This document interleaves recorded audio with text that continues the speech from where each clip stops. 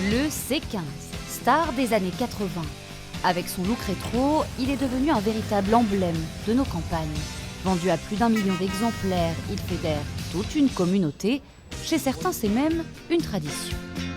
Pour moi, le C15, c'est familial. On a tous eu des C15 dans la famille, et moi, je suis le dernier à l'avoir eu. C'est sentimental.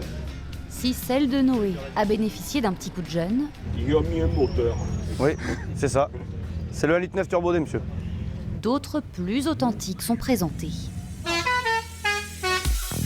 Construite de 1984 à 2006, elle a su s'adapter à l'ère du temps.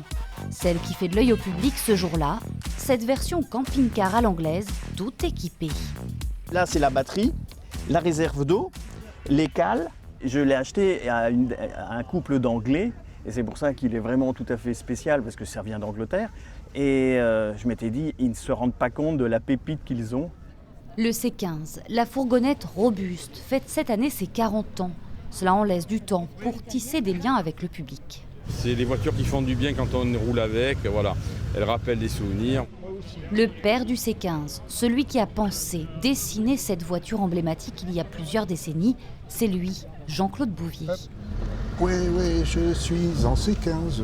Et croyez-le ou non, c'est ici la première fois que le designer de cet utilitaire le voit d'aussi près. Il se peut même que ce soit la première fois que je monte dans un C15. Entre le moment où j'ai dessiné le véhicule et le moment où il est sorti dans le commerce, où il était commercialisé, il y a eu plusieurs années. Et donc, entre-temps, j'étais passé sur d'autres projets, d'autres véhicules.